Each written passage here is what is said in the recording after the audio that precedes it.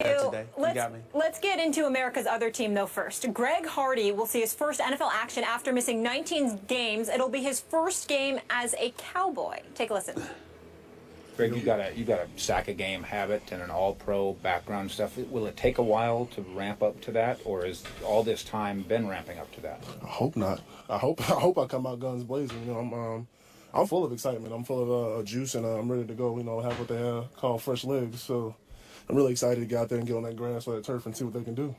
You mentioned how difficult this whole process has been, Greg. What have you learned about yourself through the whole process? I'm a really good pass rusher when I put my mind to it. I had a good off season and a good camp. You know, we were all there. I got to be a part of a group. I got to get off the ball with some defensive ends, some defensive tackles, and just get back to the swing of things. Your thoughts about going through the legal process and then the challenge and where you are now? Man, once you put that helmet on, you really only have thoughts of winning. It's a contagious kind of thing. It's a cowboy kind of thing. I feel like when I get around these guys, I feel like it's not really about anything but winning and getting sacks and doing my job, and I'm really good at that. So. Brady's not an easy opponent for your debut game as a Cowboy. How do you view that? Same one I did last time I saw him. Hopefully on the ground. How many times? Did you sack him last time you Ask saw him. Come again? Did you sack him last time you saw him? Luckily, he gave me one. So thank God for Tom Brady, you know. On the ground, fresh legs, guns blazing. Skip Bayless, how do you feel about Hardy's comments?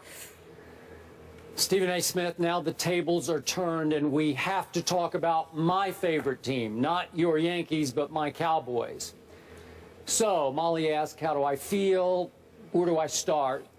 Embarrassed, ashamed, torn from the bottom of my soul that now I'm thrust into a position of having to root for this guy on this Sunday, albeit against the New England Patriots, my AFC team. That's a whole other issue. Tough for you. But Stephen A., think about this. Now my Cowboys season hinges upon the returns, plural, and immediate impact of Greg Hardy coming back from his suspension for conduct detrimental to the league, and also Rolando McClain returning from his suspension for violating the substance abuse policy. I don't love it. And I told you from the start, day after they signed Greg Hardy, Jerry Jones took this risk, this plunge, even though the money part of it is low risk, high reward. But it is a plunge PR-wise, and I told you I didn't love it. And I told you that I will disqualify myself when the games start, the real games start. I'm still going to root for my Cowboys, but I'm going to have a hard time including him in the mix of my Cowboys. And what he said yesterday, Stephen A., makes that even harder for me. I just wish that somebody had been able to get to Greg Hardy before he did his first interview as a Dallas Cowboy and counsel him a little bit, prep him a little bit about what to say and maybe what not to say. And apparently nobody did, which made this even harder. I did not want to hear him say, because it was not a very good idea, to say I'm going to come out, says Greg Hardy, guns blazing, when your accuser, back in your sexual violence case, said that you threw her on a couch that was filled with semi-automatic weapons? Really? Ugh, that made me cringe. And after all that you went through, and I guess we should refresh everybody's memory, a district judge found Greg Hardy guilty as charged by the accuser, but then there's a little tricky North Carolina law that allows an appeal to a different court for a jury trial, and she did not participate in that appeal, and there were many reports, including an indication from the police, that she settled the case out of court. She was paid off. So let's keep that in perspective. And now Greg Hardy yesterday takes another wrong path. Another one made me cringe, where he starts talking about how attractive Tom Brady's wife is. Hope she comes to the game. Hope she brings her sister. Hope she brings a lot of her friends. Just stop it. Just give it some time. Give it a rest, please. And then he goes another step, and he thinks it's funny. He's doing a little bit of shtick, and indicates that he votes for his Pro Bowl quarterback based on their choice of wife or girlfriend. Again, he's just trying to be funny. It ain't funny, Greg. Not now. Please stop it.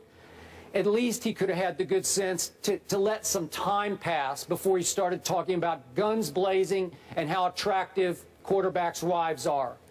Just hit me the wrong way, Stephen A. It made me a little sick at my stomach. I'll still root for them, but man, I can't root for this guy.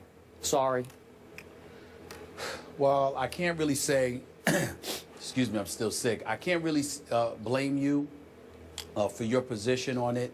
I'm not going to hold against him the specific things that he said, Skip, because he's paid to play football. And let's face it, regardless of how bright a lot of these athletes may be, sometimes articulating and elocuting their thoughts is a bit of a challenge. They don't get paid to do what we do for a living. They get paid to do what they do for a living. So the manner in which they say, or their word usage, you know, their diction, their tenor, their vocabulary, you're victims of habit. If that's how you talk, that's how you talk. So I'm not going to hold that against him as much as you have. Where I do agree with you is from the macro perspective.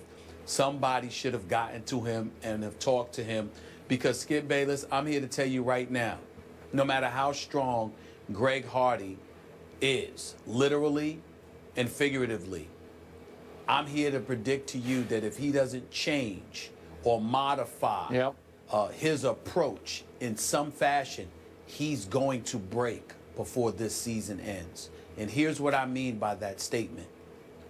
When somebody's asking you a question about what the offseason has been like and what these suspended games have been like for you, you can't sit up there and sidestep by saying, I'm thankful for another day to get sacks, man. Any day I can wake up and rush the quarterback is an awesome day. At some point in time, you're going to have to deal with the allegations and ultimately the conviction from a bench trial in North Carolina. You're literally going to have to look at folks and address those issues. And the fact that you refused to do so yesterday is a bad sign. Because when the Christine Brennans, the wonderful Christine Brennan of the USA Today, and a plethora of other women working in this industry highlight the level of insensitivity that you may have and what you're lacking and how you don't even have the courage to address certain issues, they're going to sit there and interpret that as you not being nearly as remorseful as you should be, regardless of what the details may involve, according to Greg Hardy. And that they have every right to do. You proclaimed your innocence, even though you were found guilty at a bench trial.